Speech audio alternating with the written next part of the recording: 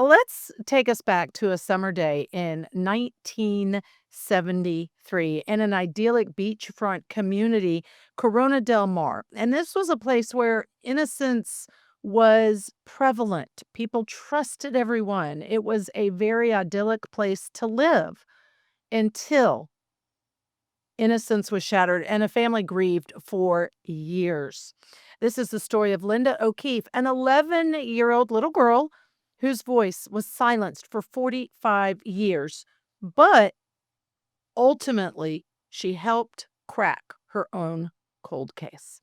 It was July 6th of 1973, and Linda O'Keefe, it was the summertime, it was a Friday, and she loved these sunny days, and she was involved in Girl Scouts. She liked any kind and every kind of animal, so there were stories about she would go out and collect newts and snakes, things that maybe not all girls wanna go play with, or boys for that matter, but she loved doing that. She loved being outside. She is described as also loving to read. Nancy Drew, who was popular then, The Mysteries, was one of her favorites.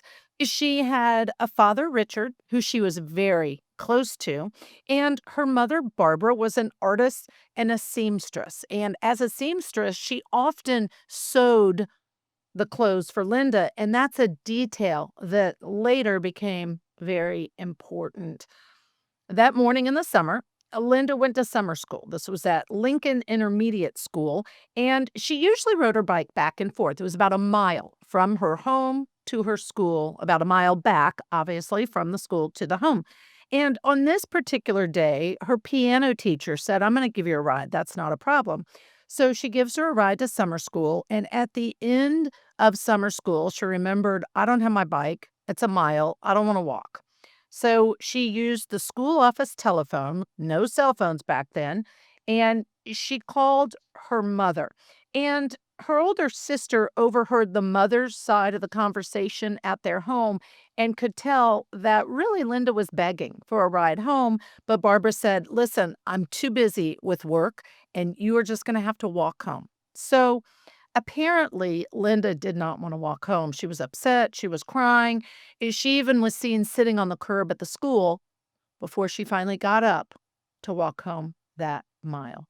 Now, less than 1 hour after she made the phone call from the school office to her mom, there were two women on the route home, Jandy and her mother, and they later told law enforcement that they saw Linda. In fact, they only lived two houses down from where Linda O'Keefe lived with her sister, her mom, and her dad.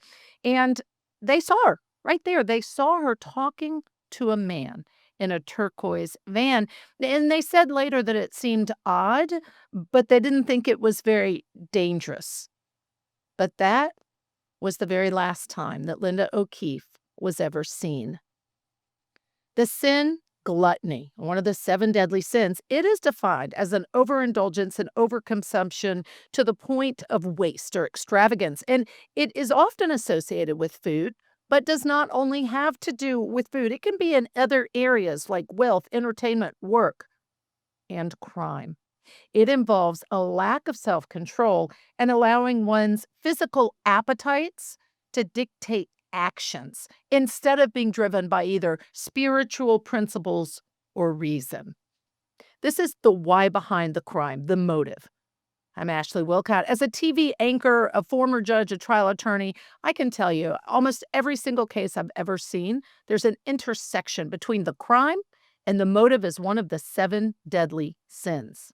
Pride, greed, wrath, envy, lust, gluttony, and sloth, the opposite of the seven heavenly virtues. Temptations that, when taken too far, turn deadly.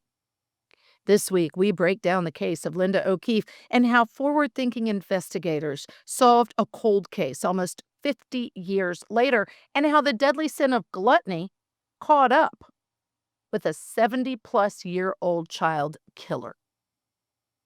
A little later, I am joined by Elizabeth Baker in our breakdown segment, where we go deep on the how and the why behind the sexual assault and murder of an 11-year-old innocent child. Let's get into it. This is the Deadly Seven. As dinner time approached, the mother, Barbara, Linda's mother, started to worry because Linda wasn't home yet. So she did what most parents would do. She started calling friends, her friends, Linda's friends. She started driving around the neighborhood. And she finally made the call that every parent dreads.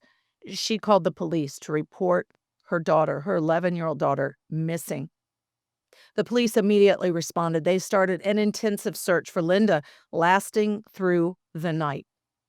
Do you know the very next morning, July 7th of 1973, a local architect, Neal, he was biking with his young son in the area on a nature trail. That was known as the Back Bay. Lots of people went there, kids went there, place to go and find different animals. And he and his son specifically went to find frogs. But when they were at the Back Bay, they made a horrific discovery. There in the ditch was the body of Linda O'Keefe. She was still wearing the dress that her mother, Barbara, had made for her. She also carried her homemade book bag. She was lifeless. She was dead. The coroner's office confirmed what everyone had feared. Linda had been sexually assaulted and strangled to death. Of course, the death was ruled a homicide, and the sleepy little beach town of Corona del Mar was plunged into a nightmare. Law enforcement began that investigation immediately, but they didn't have a lot of clues to go on. They learned around 11 p.m. on the day when Linda went missing, there was a woman who lived on the bluffs above where Linda's body was found in the ditch. And she reported to the police about 11:30 p.m. that she actually heard a female voice screaming, "Stop, you're hurting me." She never called the police. One of the most crucial pieces of evidence, talk about an outstanding investigation, especially in 1973, was collected by a very forward-thinking criminalist named Jim White. Um, Despite DNA science being decades away from where it is today to really solve crimes, he meticulously swabbed and preserved semen that was found on Linda's body. And do you know that tiny sample of biological evidence would sit in a freezer for decades, waiting for science to catch up? Early in the investigation, there was a local man, Peter Wooten, who confessed to the crime. He said that he had murdered Linda. He was held for 2 days. He was questioned thoroughly, but nothing that he said or revealed really connected him, number one, to the crime scene, the manner of death, and number two, to that turquoise van. So the police decided, you know what, this confession was just a ploy. He wanted to be famous. So they let him go. But the O'Keefe family was reported as being devastated by this development, and their agony just continued to deepen. One of the most crucial pieces of evidence was collected by a forward thinking criminalist. His name was Jim White. And despite DNA science really being decades away from the crime solving potential that we know it to be capable of now, he meticulously swabbed and preserved semen that was found on 11-year-old Linda's body. The tiny sample of that biological evidence would sit in a freezer for decades, waiting for science to catch up. Now, early in the investigation, there was a local man, Peter Wooten, and he had just graduated high school. He came forward and said, "I did it. I killed Linda." He confessed to the murder.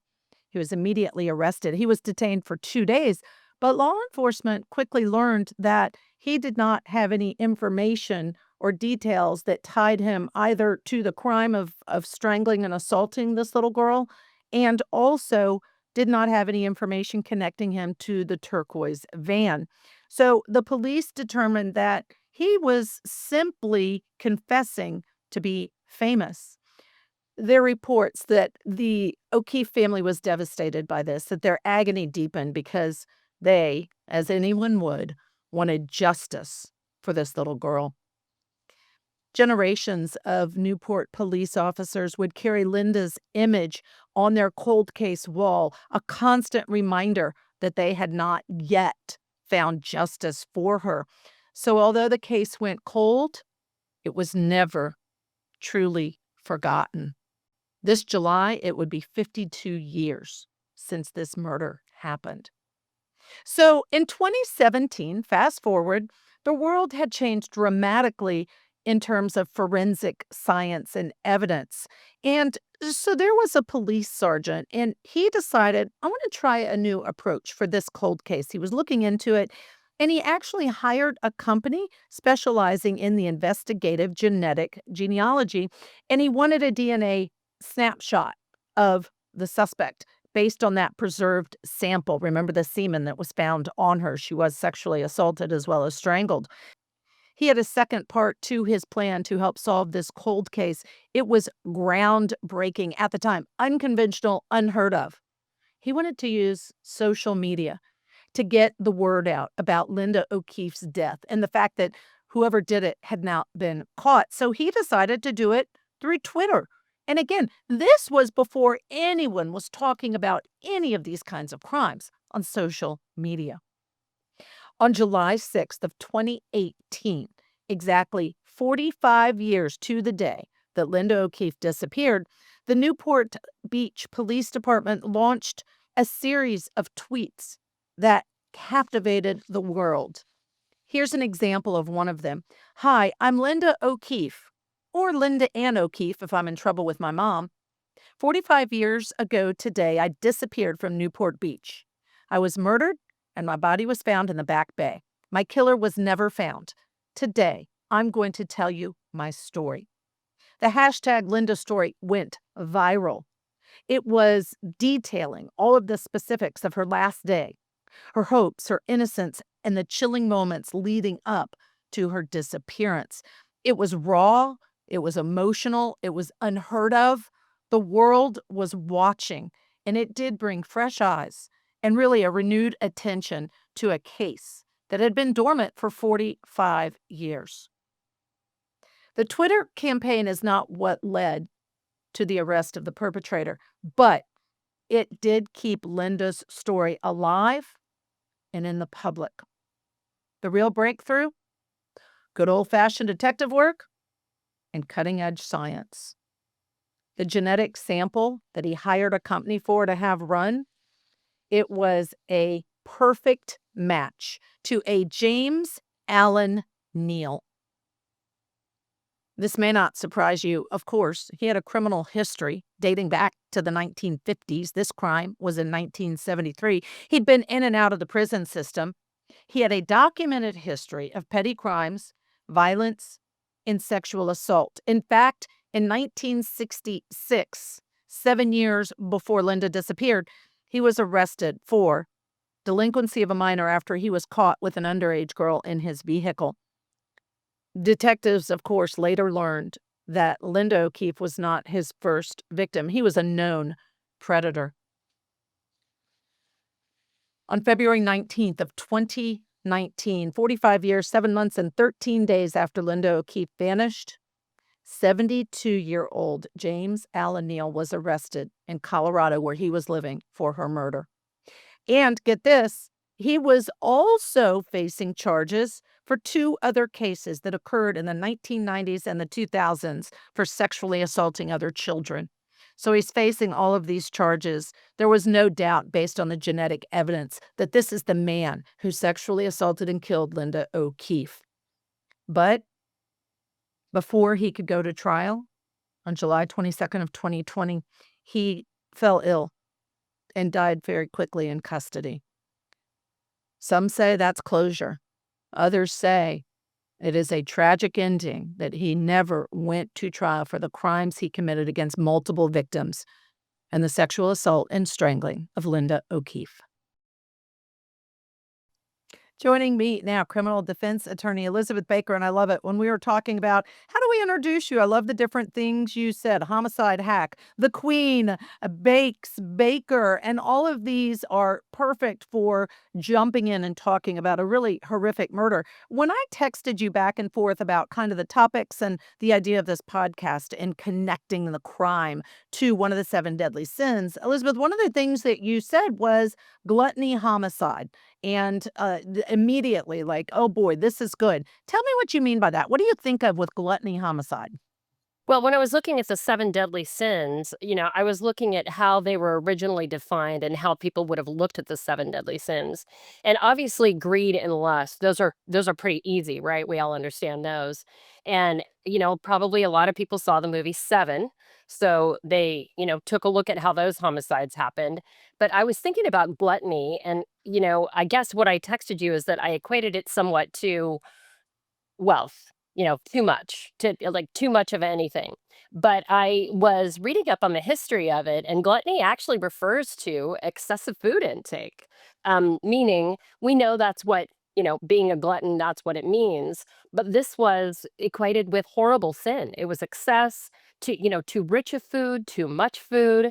And I just said, I'm not really sure I understand a gluttony murder at this point. I think it would have to be staged. So I think that I was gonna equate gluttony to maybe people targeted because of wealth or their position, just excess, too much. All right. That's what I meant. So, yeah, I love that. I love that. Now, in this particular case, though, I think if you take gluttony further and do a deep dive, that it's not just about food. That is how most people think of it, and certainly one of the definitions. But it also, and I've taken this from one of the definitions, it involves a lack of self control and allowing one's physical appetites to dictate actions. And to me, that fits every child perp. And the reason I say that is because I do not believe that child perpetrators are ever going to be rehabilitated. Science does not support that they are going to go to jail, get treatment, come out, and not be a perpetrator. Once a perpetrator, forever a perpetrator, unfortunately, is what the literature and the science tells us. And so I feel like this man, they didn't catch him until he was 73. He committed crimes against children from the 60s until allegedly he wasn't tried on these crimes, but the 60s until the 2000s. And so I feel like gluttony defines perfectly his motive because he can't control. He has no self-control, and he's really allowing his physical appetite for children to dictate his actions. What do you think? Yeah, it's pretty horrific. I agree with you that it's straight rehabilitation. If you're thinking about it in terms of an addiction, Mhm. I think that what we've seen from addiction treatment is sort of that, AA, live it every day. It has to be a model. And, I have represented people accused of sex crimes in the past. And there are models of treatment that involve that, sort of like that daily promise to do the right thing. But I also think that pedophilia and all the mixed philophilias involved in sex offenses really meet the definition of mental health disorder. And, mental health disorders, this one, like PTSD, may be one that happens to you because many of these people have been victimized themselves. But it is, I don't know if it's treatable. A lot of mental health things, issues, we medicate. We don't necessarily fix them. We don't know how to fix them. And so I agree. It's very, very difficult. It looks like in this person's case, he certainly offended for a long period of time. And had it not been for genetic DNA, that the girl's family would have no peace. Could never be at rest with what happened to her. And what's crazy is that turquoise van that she was talking to, we now know who was inside that, but that was 2 houses down, was seen 2 houses down from where she lived. So she had walked almost an entire mile from the school to her home, and it's 2 houses. It reminds me of what people say about car accidents, that frequently, if you're tired or driving home, that car accidents happen within a mile of your home. It's kind of a crazy thing to get my head around because you can't even imagine how does that happen right in the neighborhood. So I have to ask you this because I'm sure lots of people ask you this. I am not a criminal defense attorney by training, by practice, nor is it really within me. But I will tell anyone you be grateful for every criminal defense attorney because of the constitutional rights they protect. But if you represented this man, for instance, or one of the sex perps that you've represented, What do you tell people if they say, "How can you do this?" Bakes, "How can you do this? How can you represent this kind of person?" I do this because our Constitution means nothing if it doesn't apply to everybody. It has to apply to you, to me, to people accused. It has to apply to the wealthy, the poor, mentally ill, not mentally ill. It must apply to everyone. I mean, we are the last bastion of the Constitution, criminal defense lawyers. I mean, I firmly believe that, and I will do it as long as the gods make me able. Yeah, you're right. I absolutely agree with that. So, talk about as a criminal defense attorney, when you hear in this particular case, it would have been 52 years, July of this year, 2025, since she was murdered. And really, to see such an incredible investigation, they were on it, that one person thought to collect the semen that was on her and preserve it in a freezer for years and years and years so it could be tested through DNA and science later once that became more common, more popular, and the science advanced. I mean, that's pretty remarkable to have this level of an investigation because frequently we see the opposite, which is they didn't collect evidence, they didn't treat it properly as a crime scene, and that gives you a lot of holes to poke for reasonable doubt when you represent someone. Well, right. This would have been a case that would have absolutely gone the way of reasonable doubt. There was essentially one piece of evidence and no other identifying pieces of evidence. And so, yes, but I think of it as probably a fluke that someone was looking at this case, took a look at the evidence, happened to see that there might be something preserving DNA and something that would give them the ability to take a look at genetic DNA in this case. And, I will say that whether an investigation is a great investigation from the get go, whether it's thoughtful, whether it's logical in every step, whether teams work together or not, I would say half the time, dumb luck will also get you there. Just putting it together. I mean, if it weren't for genetic DNA, where would this investigation have gone? It wouldn't have gone anywhere at all. And so the other thing is that the process involved in, convicted felon and convicted sex offenders is a lot of DNA is taken and collected for such a system for identification later. And those are, that's new science. That's new stuff. We didn't do that in the 70s. We weren't doing that in the 60s. So, whether it was dumb luck or fabulous, logical, smart movements, one foot in front of the other, it did the job. And I think about dumb luck. I think of the Karen Reed trial that's going on right now in Dedham, Massachusetts. And the reality of that first trial, the criminal defense attorneys and doing their due diligence, they're phenomenal attorneys in that case. But they stumbled upon, through appropriate discovery, text messages by Proctor, law enforcement. And they're disgusting, talking about how Karen Reed looks and acts and defamatory and all of these things. So it was almost like, well, dumb luck because they were doing their job. They came upon these texts and it changed the entire course of that case because it showed how despicable the man was. And they could then say, hey, there was a cover up. So I think about in this as well, the second piece, and that is the thought to go to social media. It was unheard of when they did it. At 45 years in after the murder, they said on the anniversary of her death, we're going to use Twitter and we're going to tell her story and get lots of eyes on it. And I think it's hard to realize that that was uncommon. That was novel. That was the first time that was done. When now on X, we see everything about everything. But talk about how that affects, especially if you're representing once the man's arrested, all of that social media aspect in seeking justice for Linda O'Keefe. Well, I personally think it was a stroke of brilliance. I mean, you might as well use what's out there. People are reading, people are interested, use what people are going to make themselves aware of. So I do think that was a pretty logical and excellent step in an investigation, especially one that had grown cold. From a criminal defense perspective, it's the internet. What are you gonna do? Like, you can't suppress it, right? This is not what you can do. And, every single clue, every single hint, every single piece of information that was given to, the people then in charge of the investigation would have to be fully vetted, would have to be checked out. And, it could be things that were never turned up. It could be, "Oh, yeah, I remember that. I was there. I remember this loss." I think that it's very difficult to cover a wide area and many witnesses. And I think that any way that investigators, they do it all the time. There's, wanted posters or there's missing posters. And so this was just on a much broader scope and very creative, using her voice and using that story. I mean, that we don't know exactly what that story was, but it certainly would grab people's attention. People would want to get involved. And I think, you have to take the information where it is and then you have to work it to its core. And I think that that's what happened here. Yeah, I would agree with that. What do you do, or what do you think, rather, Elizabeth, about our future of our justice system moving forward? So we see a whole lot more of videos and pictures because everybody records everything. So I think now when we have a trial, there's almost always a video taken by someone that shows something having to do with the crime. To your point, the social media aspect, getting the word out there, hearing who knew something, saw something. What do you think the future looks like in terms of any new creative ideas or ways that we might see our criminal justice system change? Or do you?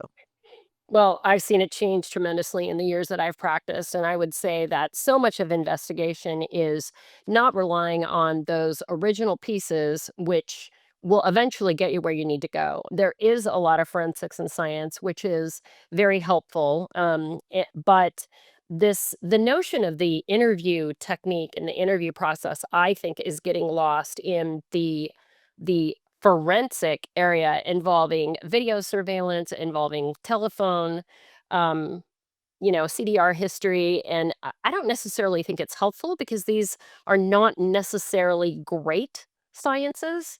And, I am not going to tell you that I love eyewitness evidence when that's the only evidence in cases that I have. But, the process of asking people who, what, when, where, why is not that complex. You're a journalist, you know this. Those are the way, and then listening to people, listening to what they have to say. So I would say, the investigations that I have that in my caseload right now, if there's not surveillance, it's going to be a very difficult case to resolve unless there's DNA. And frankly, there's not always DNA. And the question is, what does something like DNA do for you? I mean, I see that the telephone location is, I think that's sort of a throwaway. Although I was interested in the Karen Reed case, the combination of the health app information as well as the black box in the Lexus vehicle. That was pretty Mhm. compelling data, in my opinion. Yeah, I would agree with you. That data really did make a difference in the Karen Reed case. Of course, that jury's still deliberating. We don't know what they're going to decide, right? We're on day 3 of deliberations. They've deliberated about 9 hours. And one of the things in this case, and I could be wrong, but I feel like now criminals try to cover their tracks more than they might have. So the fact there was semen on her, we know she was sexually assaulted and then strangled. I feel like this day and age, criminals try to be smarter and don't try to just blatantly leave evidence out that can be tested. But also, they know now that DNA science has really evolved. So, in this particular case, are you surprised that they eventually caught the person who did it? No. I mean, this person was a registered sex offender, had offended before, they were in prison, that's what the system is designed to do. I'm not surprised about that. It's a shame that it occurred so late for this family, but justice is justice, you can't put a clock on it. I mean, so I would say that the system worked the way it was supposed to work, it just wasn't put into place at the time that this event occurred. It's a horrible thing for this little girl and her family. It's horrible, and can you imagine being the mother doing nothing wrong, simply saying, "No, you need to walk home. I'm working. I'm too busy," and how you must feel then when she disappears, and that's part of the problem. You've done nothing wrong. You should have no guilt, but I promise you as a mother, of course you would have guilt. So it forever obviously changed this family, and I'm glad that he was found, that we know it was him who did it, even though he died before he went to trial. So, gluttony, I'd like your final thoughts again involving a lack of self control, allowing one's physical appetites to dictate actions. My opinion is absolutely a child predator who is repeatedly offended cannot say no to his physical appetite for children. Your final thoughts. Well, if one accepts the mental health disorder model for this sort of issue, then definitely there's a compulsive disorder involved. So I agree. I think that it would be very difficult for a person who is mentally ill to not act mentally ill on a particular day, and it's just a shame. It's absolutely excess. Let me ask you one more question. The mental health, and you are not the only person I've spoken with who feels strongly that it should be. But to be clear, at this point in time, being a child predator is not classified as a mental health No. diagnosis, correct?